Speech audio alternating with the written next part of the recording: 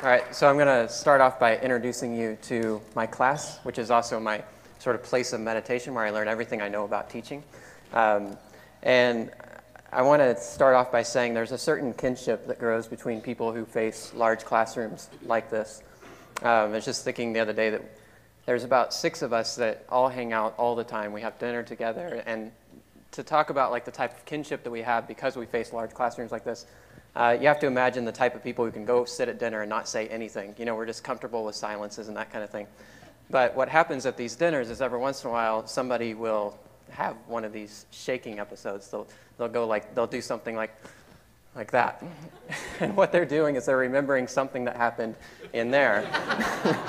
And it's a real like difficult psychological trauma that we go through every day. And it's because, first off, there's something about talking to large crowds that's in itself difficult for academics who tend to be introverts, right? So that's number one. Number two is that it's just a really awkward place. It's the type of place, imagine like walking into a room that's totally buzzing and it's so exciting and it's full of energy and life and youthfulness and all this stuff, and then you take the stage and it just goes silence. And you just feel like, what a bizarre thing. And Alfred North Whitehead has talked about this. It's as he calls it soul murder. And it's this training that they've been through all their life about what school is supposed to be, and then they just shut down and they bow to the authority on the stage, which is maybe not what you actually want to have happen.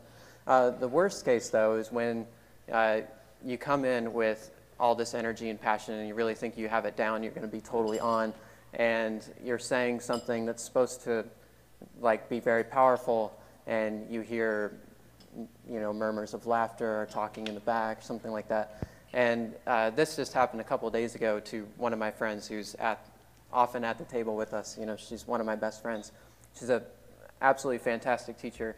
Just to give you a sense of some of the grind that we go through, you'll have these moments of elation, but then you hit rock bottom. She had just hit rock bottom. She came into my office nearly in tears, saying that she hit a moment, like one of these moments where students were laughing at the wrong moment. And she, in the classroom, actually had to address it. And on just right off the top of her head said, look, guys, like I bring my heart and soul to this. I put everything into this. And this is what you give back to me. What do you expect me to think about my heart and soul now? And that's exactly like what we do when we teach. When you really care about what you teach, you put your heart and soul into it. And however those students respond, you feel it in your heart and soul. And so that is part of this psychological dilemma. And then there's one last piece, which happens all the time. And it's when you come in and you think you're on and everything's going great and everybody's listening, everybody's engaged, and then it comes down to it's time to do an assignment or something like that, and you get all the wrong questions back to you, and you think, what were we just doing? I thought we were doing something really important. And instead they start asking questions like, how many points is this worth? How long does this paper need to be? What do we need to know for this test? These are like the things that just kill it, because you think you're really on to something big and real and relevant, and all they care about is the grade. So that's the other psychological problem of facing this room, is that you're constantly butting against a system that's broken. You see it everywhere while you're there. Here's some other indications of this: buying $100 textbooks that they never open, paying for class but not showing up, so low attendance rates. We did a survey and found that across the campus, students were reading 49% of the readings assigned to them, and finding that only 26% were relevant to their life, which is, I think, if you wanted to grade ourselves on how well we're doing, that's a pretty good mark. Like we get a 26%, which is failing, because we need to increase that. Here's another one. I bring my laptop to class when I'm not working on class stuff. And this was actually legitimized by the fact that as she showed this to the camera, her friend IM'd her. And here's another confession. I Facebook through most of my classes, and we've all seen this type of disruptive stuff. But this is really just indicative of something else, and that is that these classrooms are changing because there's literally something in the air. And that something in the air is nothing less than the 2 billion people on the planet who are connecting in the air all around them, and these people can access those conversations that are happening and the traces of those conversations at any time. And that really changes the nature of what can be done in a classroom like this, and I think it changes the nature of what should be done in a classroom like this as well. I think we should also recognize that really this is just the beginning. You can map out what this new technology looks like, something like this, but this is really just the beginning, because any futurist would tell you we're headed towards ubiquitous networks, ubiquitous computing, ubiquitous information, and limited speed about everything, everywhere, from anywhere, on all kinds of devices. And that's your 5-second vision of the future. Everybody disagrees on how we're going to get there, but everybody knows we're going there, and it makes exams like this look really silly. These sort of Scantron multiple choice exams seem really out of place in a world like that. And so I'll just make the argument, and it's a long-standing argument. I'm not the first to make it by any means, but that we have to move from being knowledgeable to being knowledge-able. That is, not just memorizing a bunch of stuff, but actually being able to engage in the struggle and all the dilemmas that go with trying to create meaningful knowledge. And I want to underscore this: in this environment, knowledge ability is different than it's ever been, and it's also more important because this world, which is a participatory, it's this participatory media, it means that we're all part of it. It means that it is exactly what we create of it, but more importantly, we are what the media creates of us as well. So there's this interesting cycle going on in which it becomes increasingly important to be media literate at a level that we've never seen before.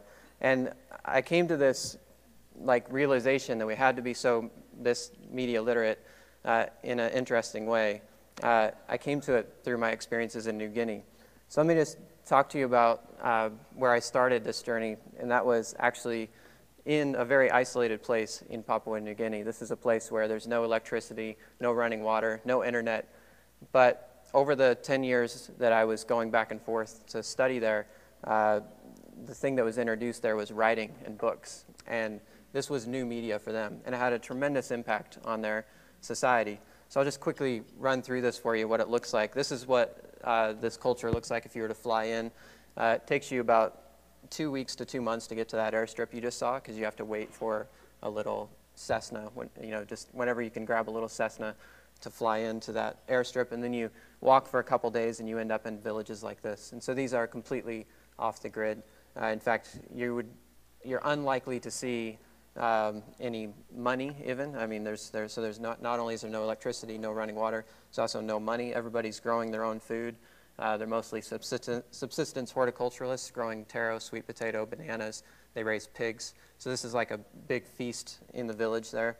They also are opportunistic, so after a big rain, it'll wash down the spider webs, and they can grab the spiders and the eggs, and they'll eat those. They'll also eat snake when they get a chance, and a snake is a good deal because it's usually a 2-for-1 thing, because you get not only the snake but what it just ate, because you're most likely to catch the snake when it's just eaten and it's like laying around. And I have this picture here because this was taken a week after I first arrived on my first trip there, and I was staying in that little house, second one from the right there. This is what it looks like on the inside, and those are actually my legs up in the upper right-hand corner, and my sleeping bag, the little red triangle you can see beneath my leg there. And this is my first week. I used to wrap myself up in the sleeping bag really tight every night, because as it started to get dark, you could see the bugs scooting around, and you just wanted to protect yourself. And there's big rats, like 5-pound rats. And that's actually not an exaggeration. CNN or somebody finally found one of these things, and they weighed it. It's 5 pounds. And so I used to wrap myself up in my sleeping bag and just protect myself from the elements. But it's the tropics, and inevitably the sleeping bag would come off of me because it's too hot, and I'd be exposed to the elements again. I have to wipe the bugs off and wrap myself up again. So after this snake was found, I'm especially nervous because I'm looking around, and this hut is not exactly airtight, and I realize anything like that could crawl in at any time. So I protect myself very much that night, because we had just eaten the snake as well. So like, snake karma's bad. And so I wrapped myself up in my sleeping bag, and middle of that very night, right after we ate the snake, sleeping bag's off of me, and I wake up, and there's this thing, I can feel it across my chest. It's like this big around, just like laying right there across my chest. So I freak out, and I grab it with my left hand and I throw it off of me. But as I throw it, I roll with it. So somehow I'm wrapped up in this thing. And I can't really see much, but I get it pinned down with my left hand, and I try to free my right arm so I can pin it down with my right arm, but I can't move my right arm.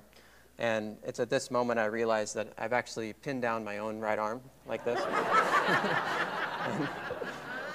and what had happened was my arm had fallen asleep and it was across me like this. So there actually was no snake. And then I had to explain to people why I'm wrestling on the ground with myself. And the thing is, I don't actually speak the language. I mean, I've only been there like a week. And so this is actually indicative of something that happens when you're an anthropologist, and that is that you become like a kid again. I mean, like a baby again. You have to relearn everything. And the one thing that struck me most as I was relearning everything in this village was that here I was trying to recreate myself for them. I mean, that was the thing that was most striking to me was I was so sad for those 2 months. It sounds like a funny story, but imagine having no self, essentially, that nobody knows who you are. You can't connect with anybody. It was like having no identity, no self at all. So that was my first goal, was creating an identity, creating a self. And what I realized in that process was that they don't think of identity and self in even nearly the same way that we do. We think mostly about who am I, and they think more about how am I related to other people? How strong are my relationships? What are those relationships like? And as I started to recognize that became my object of study. It was how are people's selves and identity, how is identity different there? And I thought it was especially interesting because it's such an unmediated society. There was no writing at the time. There's no internet, no TV, no radio, nothing like that. And then no sooner had I started studying that, but writing came in. So then writing became a part of the study. And writing came in the form, not in the form of science books and all that stuff, but in the form of a census book and maps. And one of the interesting things, early on as they're trying to do the census, seems like an easy exercise, right? Just write down names. But a lot of people actually don't have a fixed name. If you've never been given an official name, which of the 15 names that you go by, you might have names like mother, sis, friend. You have all these names, right? Which one is your official name? And that became a struggle, just to give you a sense of how different this can be. Eventually, they get them listed. When they do that, the villages decided to reorganize themselves around the census. So they rebuilt their villages, started to rebuild their villages like the one on the bottom, in straight, neat rows, numbered houses to match the census book. So they're really being this was sort of like rewriting their culture in a way. A law book came in as well. So disputes that used to be settled in the open air of the village, in which they're trying to work out the relationships that had been broken and fix those relationships, were now brought into a courthouse where people were held up against the letter of the law. And I could go on and on and on, and you could read my dissertation if you want to see more about this. But basically, writing had the actually form of writing, not necessarily the content, but just the form of writing, its static nature, its fixed nature. All those things actually had profound influence on how this culture changed during those times. So this is what the perspective I'm following here is called media ecology. It's the idea that when a medium comes into a new place, it actually creates a new environment, a new way of talking to each other, a new way of relating to one another. So the media are not just tools, and they're not just means of communication, but they actually mediate relationships. And when media change, those relationships change. Marshall McLuhan is one of the founders of this perspective. He says his idea was the medium is the message. It's not, so if you pay attention to the messages that are on the media, you're going to be blindsided by the real impact of the media, which is in the medium itself. He changed this later. You can see he changed the quote from the medium is the message to the medium is the massage. And that's because people sort of got tired of his old phrase. And then he wanted to bring in more of a sense of how powerful this stuff is, in the sense that the medium sort of massages you over. It lures you in with its seduction, and then suddenly you're a new person. You're a different type of person than when you were first seduced by the medium. A lot of his examples came from TV, of course, and I'll just walk you through the television example real quick here. First off, look at how the TV changes the relationships in the home. Suddenly all the furniture is turned towards the TV, and the TV becomes the focal. That's a pretty profound shift in relationships. Suddenly, the conversations of our culture are happening on television. And you think about what the nature of those conversations, they're controlled by the few. Very few people actually have access to create part of those conversations. They're designed for the masses. They're always entertaining, even the serious ones. So think about our political debates, which you can only have 30 seconds to a minute to respond. They're not actually debates, they just mention disagreements, right? The conversations are punctuated by 30-second commercials, and these conversations create our culture. And Neil Postman summarized our culture in the television age as one of irrelevance, incoherence, and impotence. A culture that, will go nuts over a golfer cheating on his wife and ignore a tragedy in the Middle East, something like that. So these are the types of things. The impotence part is that, because we don't have a voice on TV, we we are essentially impotent. And Postman was starting to write this work that I just mentioned in 1984, and one of the things he did was he tried to assess where we were at in 1984 relative to what George Orwell had predicted, for example, and made a comparison with Aldous Huxley's vision. So they both had a vision of where we would be at this time, and he noted that in Orwell's vision, there was this concern that you'd have this sort of big brother state that would ban books. In Huxley's vision, there was no need to ban books because there would be nobody who would want to read them. In Orwell's vision, there was this concern that this big brother state would conceal information. In Huxley's vision, there would be no need to conceal information because there would be so much information that you would be awash in a sea of irrelevance. Essentially, Orwell's vision is one of a captive culture. Huxley's vision is one of a trivial culture. And when Postman looked around in 1984, he thought we were a trivial culture and that we were amusing ourselves to death. I think that argument could actually still hold today, unfortunately, in some cases. That's why what we do is so important in terms of educating our youth. In 1984, the media world looked something like this. It was, top down one way, but it was a blast of tons of stuff. This was the cable revolution, lots of things coming at us.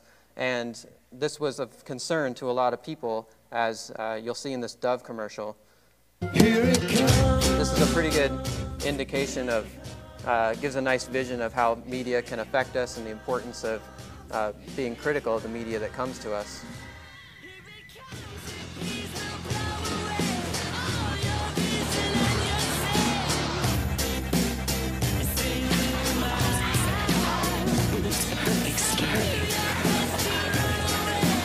You'll look younger, smaller, lighter, fuller, tighter, thinner, softer. It really works.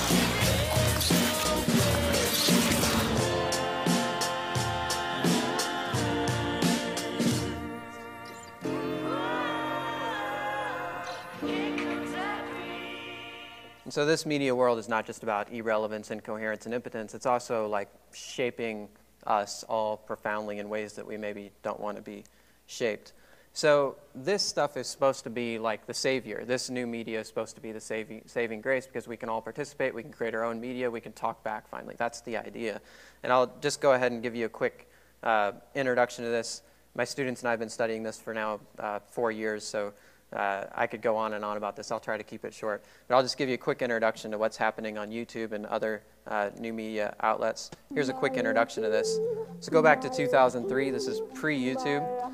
And this is how pop culture looked at the time, right? So here's like a music video that became very popular in Moldova, spread to Italy in 2004, and then spreads throughout Europe in later 2004. Makes its way over to Japan later that year, where it mixes with anime culture.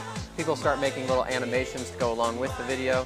One of these finds its way to a suburb in New Jersey, where Gary Brolsma looks into his webcam and says hello. And this became an icon. I don't know if you guys remember this video, but there were about 600 million people who saw this. Doug Wolk said that this video single-handedly justifies the existence of webcams.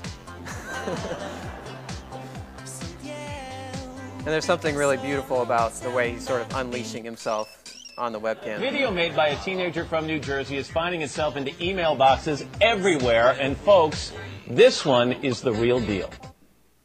So what's interesting about this is he was able to do this because he's in part of a geek subculture where he knew how to upload video and this type of stuff, but a lot of people don't. So it wasn't until YouTube started in early 2005, so it's registered February 2005. And then the first video is uploaded April 23rd.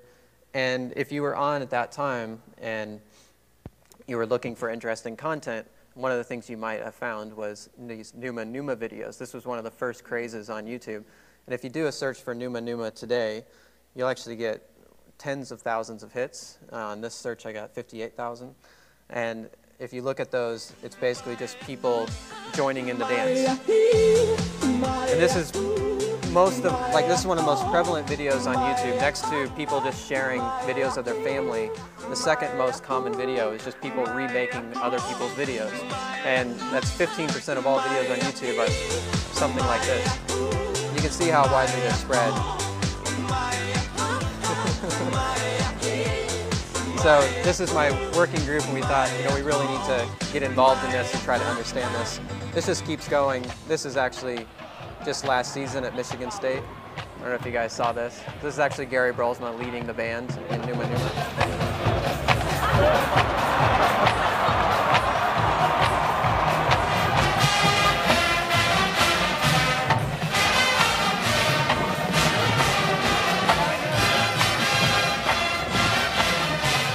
You can see how many people in the audience actually know the dance, right?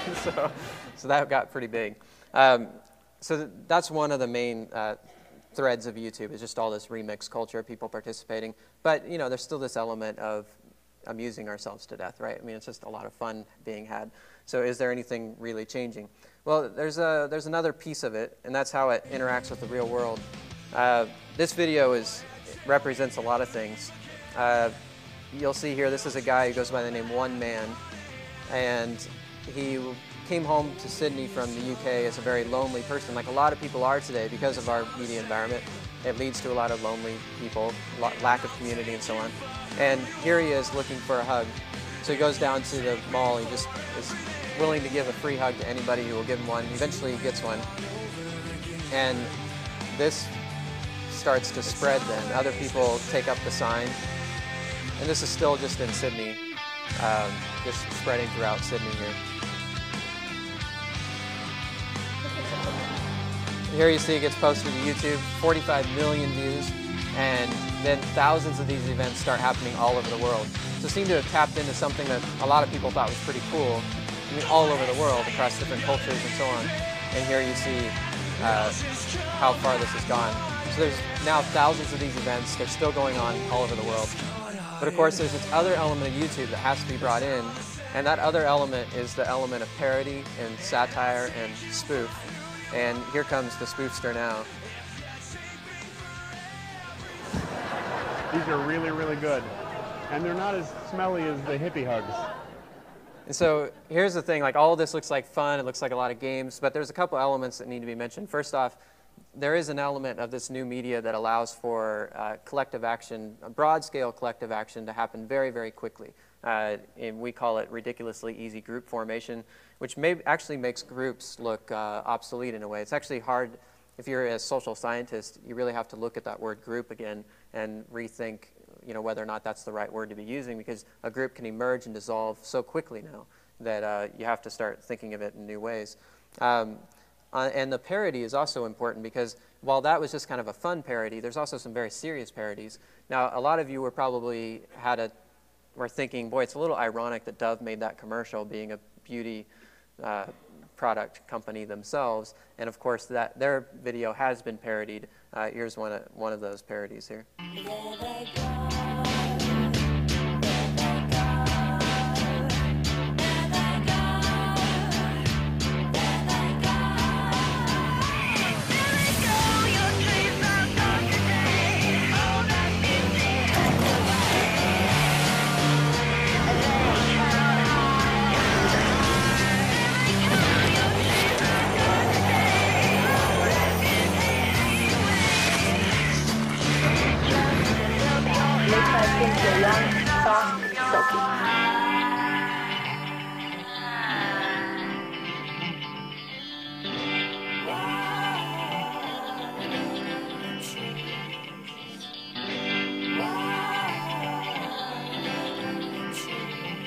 So you can see some of these get pretty serious.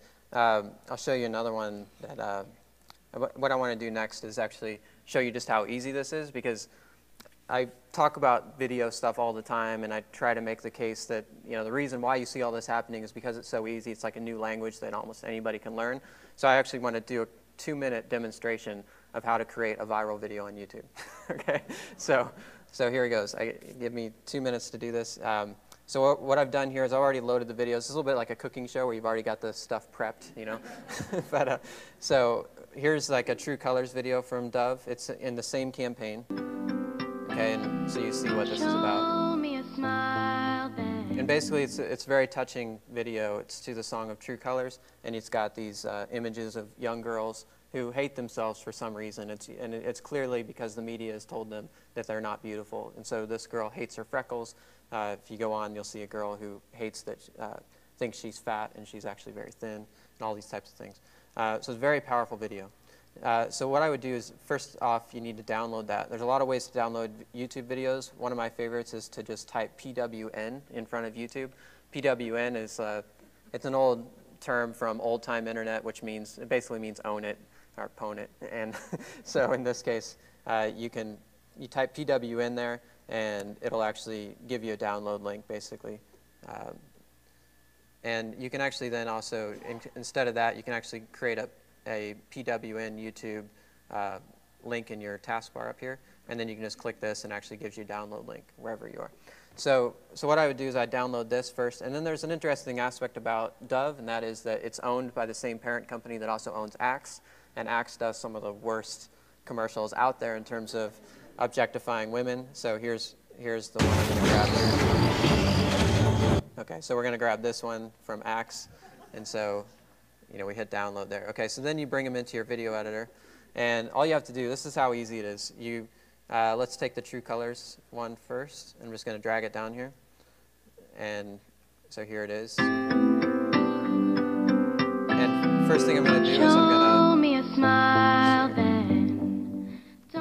the first thing I'm going to do is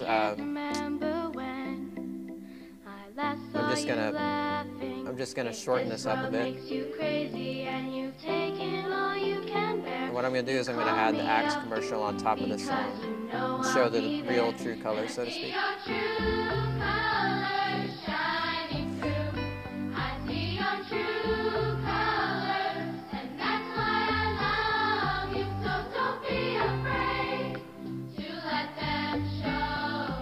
And then you can see, like, all I'd have to do, I mean, at this point, it's already a pretty interesting video, right? Watch the transition here. Here's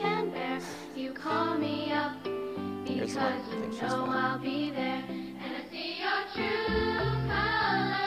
So it's already, like, just a simple juxtaposition. You could add a few, like, subtitles, right, to point out that this is a company that's owning both of these companies, kind of thing. And then you just render it and you upload it to YouTube. You just go push the big yellow button here.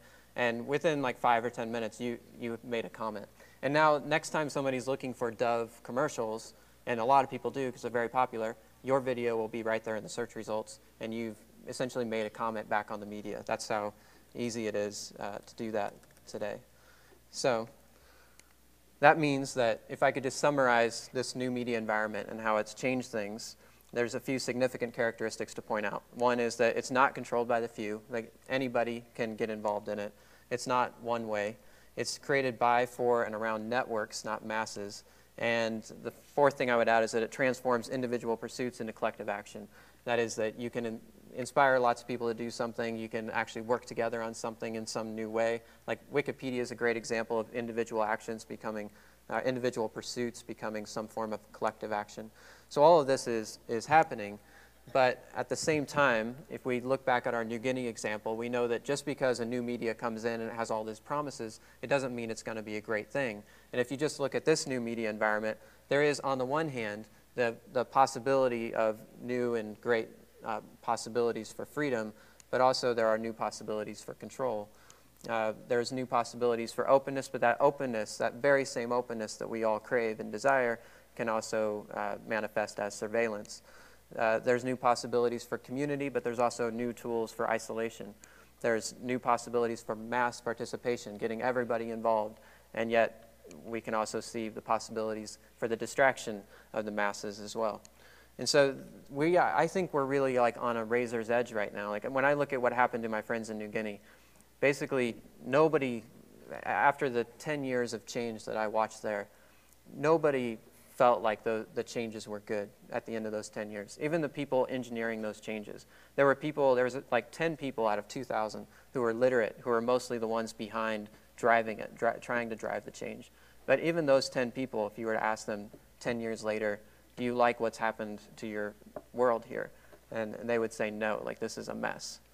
And so that's why I'm so concerned about where we're going, and I think we have to be so aware of how this media might be using us. Ultimately, this world is what we make of it. And this is where things get really urgent to me, because the key word there is we, and that means all of us, including our students. And our students right now, contrary to the myth of the digital native, have no idea how to harness this media for effective social change and to create a better world. Like they can entertain themselves just fine, but they have no idea how to actually harness this in some way. And I think part of that is our fault. I think when we put them in rooms like this, and you look at what these walls are saying to them about who they're supposed to be and what learning is all about, the first thing you'll note is that in a room like that, the message is that to learn is to acquire information. That's like the pinnacle of learning. You're supposed to like sit there, obey, and absorb the information from the sage on the stage. The second thing it suggests is that information is scarce, when in fact information is everywhere. The idea here is that you have to have these centralized rooms where everybody comes to get this good information. That good information has to come from a trusted authority. That authorized information is beyond discussion. So this is why the chairs don't turn towards one another. The whole structure of the room is actually emphasizing these elements. And so the ultimate point of the room that is constantly driven into our students, regardless of what we say to them, is that you should obey the authority and follow along. And this is exactly what we don't want them to be learning at a moment in which the media itself is demanding their participation, and not just absent-minded entertaining participation, but real effective participation. Now, the media environment itself also undermines these assumptions, right? The idea that information is scarce is definitely out, obeying the authority, following along, and so on. And I want to highlight this one in the middle, that authorized information is beyond discussion. One of the most interesting things about the web to me, and the way that information flows and works on the web, is that it essentially is authorized through discussion. And so rather than authorized information being beyond discussion, it's actually through the discussion that we can find the authority. And that's why Wikipedia is not actually a bad thing, especially if you're willing to go past the front page, because the great thing about Wikipedia is that it's transparent in the way that it's produced. And if we could show our students that part of it, and they can actually see the production of knowledge, that's actually a good aspect of Wikipedia.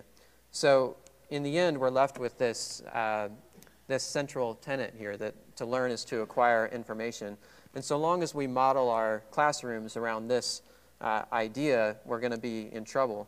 Nona Lyons in 1990 was already talking about nested epistemologies, which is basically the idea that whatever epistemology you bring into the classroom will actually spread to your students, even the good ones who maybe have an idea of learning that's more advanced than that it's supposed to be just about acquiring information. They will sort of regress to the level of your classroom. So if they may be a very creative and constructive type of thinker, but suddenly they'll become just a receptive learner if that's what's required of them. And this is a dangerous thing, because it's not just about, here our students would be simply just receiving all of these media messages, but then while we sort of paint it up as participation online, it's really still a lot of passivity in any sort of real sense. So Belinkie and Clinchy called this receptive knowing, and this is one of the lowest forms of knowing. And ultimately then getting beyond that is to move from being knowledgeable to knowledge able. This is the transformation that I want to try to create. And the trick here, and this is where I'm going to get into some examples from my own class, is that knowledge ability is a practice. So I can't just tell you, like, this is how you do it, right? I mean, there's no, and nor can you tell your students, you can't give them a list of things that a knowledge-able person does. and then just expect them to do it. It's a thing that just takes years and years of practice. And the only way to get them to practice is to get them engaged in real and relevant problems that they care about, and then practicing that knowledge ability. So we can't trap them in sort of closed boxes like the subjects of our textbooks, the closed boxes of our assignments. Think about how our assignments are just in the structure of them themselves, like they have this beginning and an end, and it's like this unit that they complete, or an exam which again has this beginning and an end, and it actually is sending another message, thinking again about this idea that the medium is the message. The medium of an exam like this is telling the student that there is always a single right answer, that answer is relatively easy to come by if you know it, and if you don't know it, that there's an authority out there who can tell you that answer. But that's not how real answers and real problems work. So this is, I think, a dangerous thing. Parker Palmer modeled this really well, I think, in The Courage to Teach. He modeled the sort of traditional classroom as something like this. There's this object to be learned. There's an expert that stands between the object and the amateurs. And the job of the expert, the teacher, is to disseminate that object to the students. And the way that I think that we can turn this around is something like this. This is my cheesy PowerPoint Photoshop thing that I was trying to do last night, and I thought, boy, this just looks so corporate and weird. so I nixed it. There was a vision here, and the vision was this, and I'll just go to simple black and white text to explain this, because this is too simple to like cloud with corporate-looking Photoshop. It's really simple. Like, this is my approach to teaching. 1 is engage real problems. 2, do it with students. And 3, do that harnessing the relevant tools. And then the questions that emerge from that are real and important. And that is, first off, what is a real problem? And that takes a lot of struggle to figure that out. What does it mean? Who are your students? And what does it mean to work with them? Like, you have to really think about your relationship with your students and how you want to navigate that. And then finally, what is a relevant tool? And don't just like bring in all the latest new tools because they're cool, but think about which ones are actually relevant to what you're doing. And the way that you can go about this is to simply do a transformation the way that Parker Palmer talks about it. You go from this model of what teaching is all about to this model in which all of you stand around a subject as knowers. And the reality is that you are more of a knower than your students, especially on a particular subject.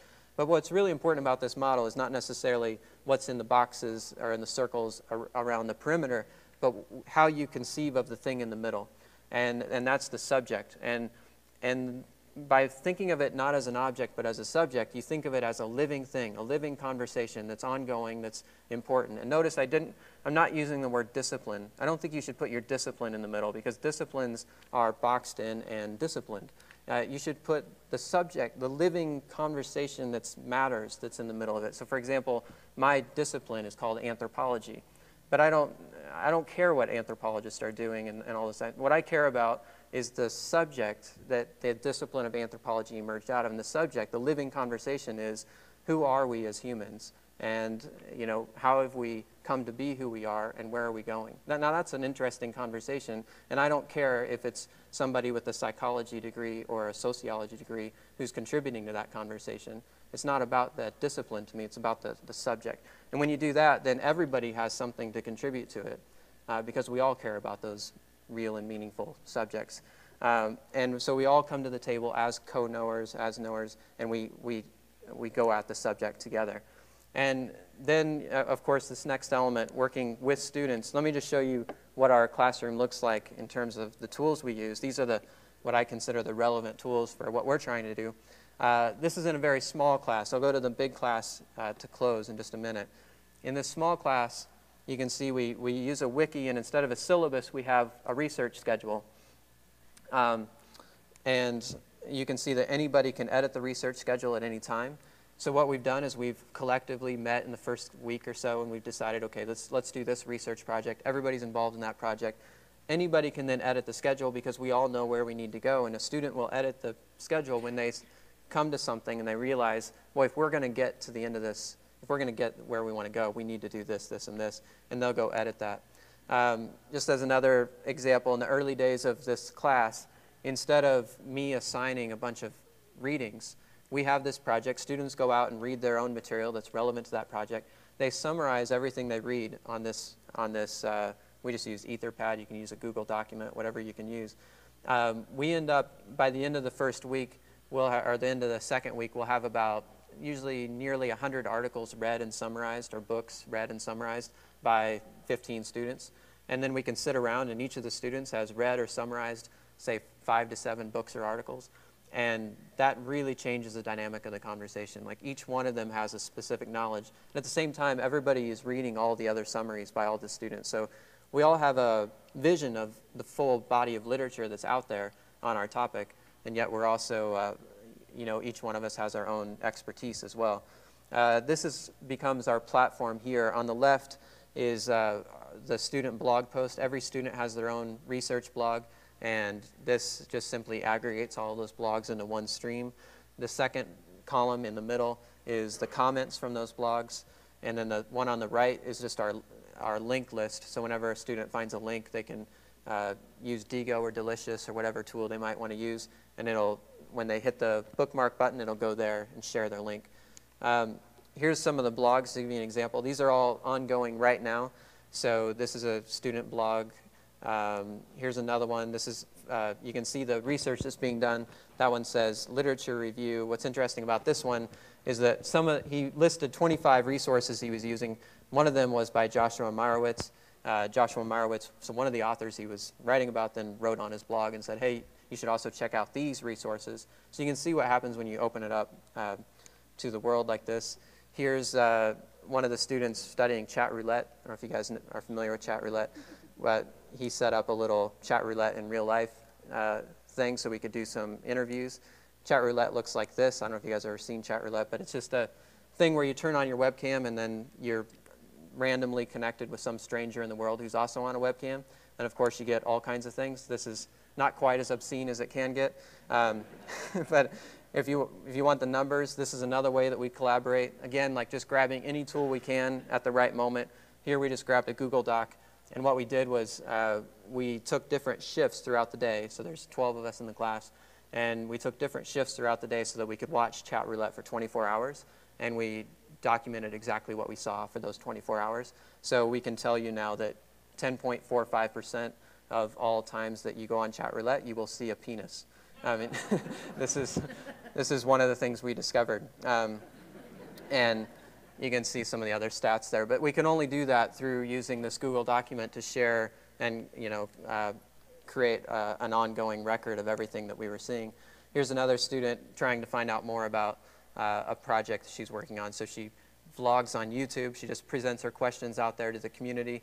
About 700 people see it, and she gets lots of responses. She has 7 video responses back to her. So it's like interviewing all these people all at once just by using the medium. Now, that class is about 6 weeks from concluding, so I'll jump to my last year's class to show you what happens next.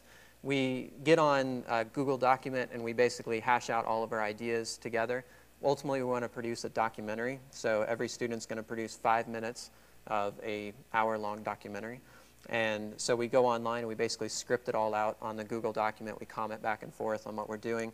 And then each student makes their 5-minute video, and then those together come together to become like roughly an hour-long documentary. You can see we've had a lot of success with this. Our last one had over 1 million views. It was reviewed in the New York Times. This is so much different than taking a final exam and throwing it away, which is normally what happens at the end of a class. Here we're actually producing something for the world. So now, back to the big class. And now I want to talk about like a transformative moment I had that actually now leads to a different kind of dinner shakes. I talked about these shakes you have at dinner. Every once in a while, I'll have a good shake now. Like, I'll be it'll be like, wow, like, I can't believe we did that, And it's like this, there's a certain energy that you can get from 200 or 400 people that you can't get in a small class. Sometimes it's a drag, but sometimes it's really powerful. And so this is what happened.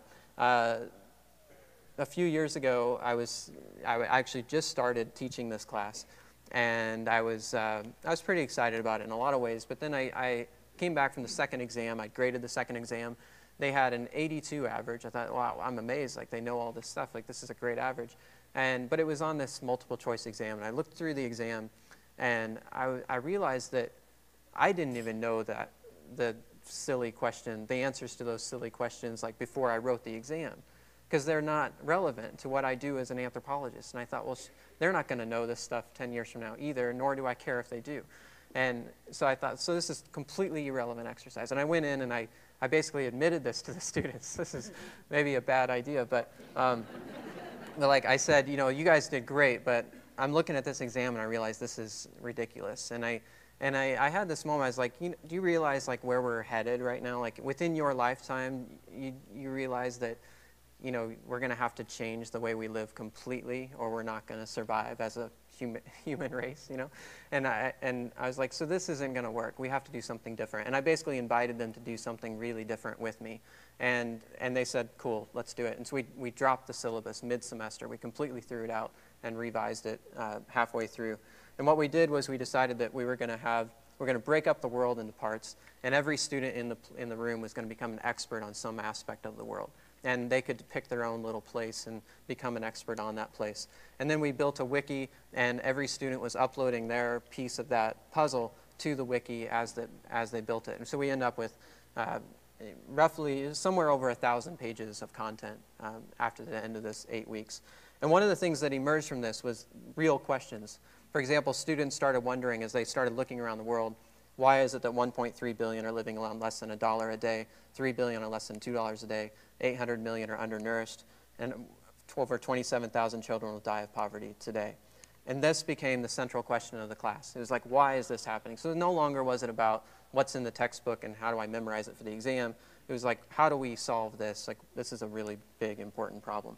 So towards the end of the semester, then we did a simulation.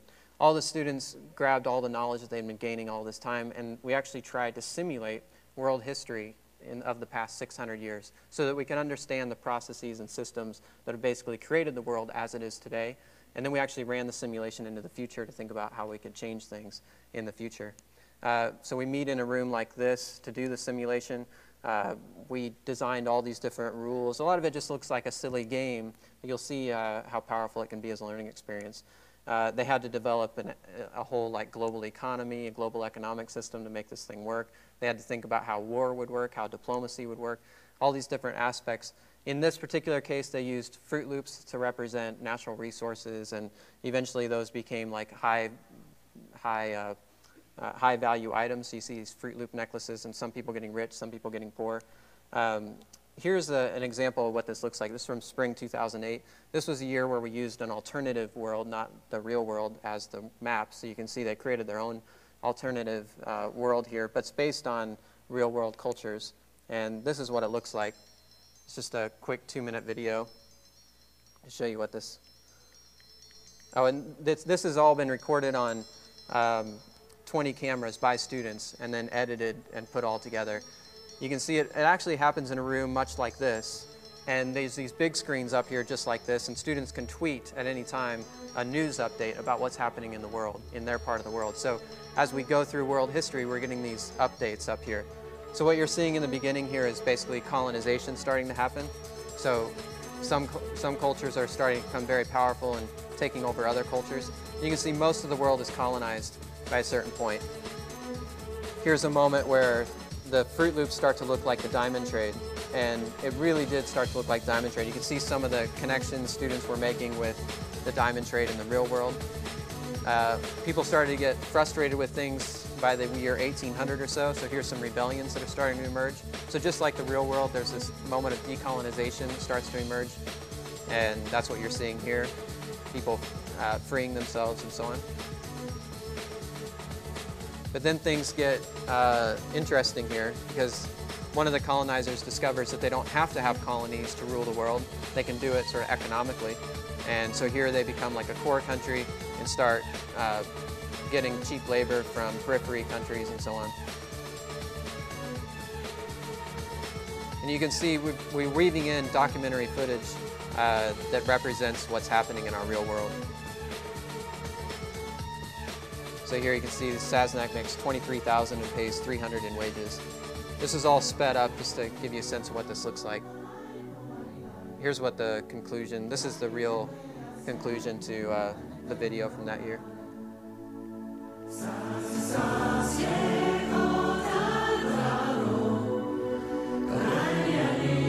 This is a sit-down protest that spread throughout the world at one point. It is the case in every period of history where injustice based on falsehoods, based on taking away the right and freedoms of people to live and survive with dignity, that eventually, when you call a bluff, the tables turn.